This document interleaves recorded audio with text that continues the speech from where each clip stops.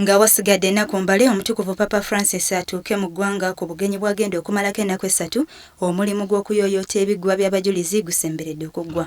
Era wetuukidde Namugongo enkya olwaleero ng'omulimu gw'okuzimba wankaaki ayingiza abantu mu kiggwa ky'abakkiriza gumalirizibwa nga n'abakozi bakola nnyo okunyiriza ebizimbe ebirala byonna.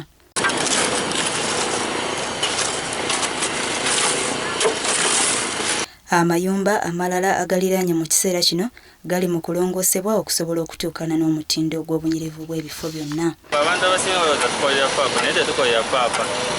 Bwe tukola kintu kyaffe okuba nga kinyirira.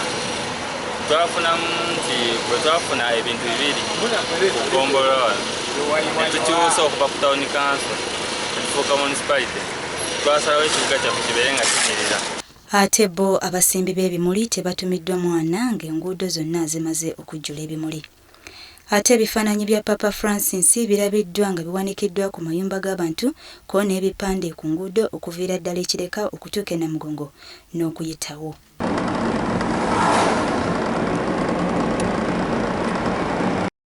Abantu balabiddwa nga beera enguudo gamba ng'okuva ku kiggwa ky'abakristaayo okudda ku ky'abakatuliki e Namugongo zisobole okulabika obulungi.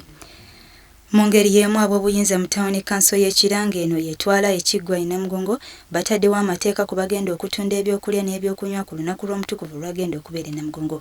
Bino byonna bikoleddwa okukuuma omutindo gw'ebyobulamu bw'abantu abagenda okubeera ku mukolo guno ko n'ebyokwerinda. Papa Francis asuubira okuyimba ekitambiro ky'emmisa ku lunaku lw'omukaaga ku biggwa e Namugongo n'oluvannyuma agende mu nsisinkano y'abavubuka e Kololo ne mu maka g'abakateyamba e Nalukolongo.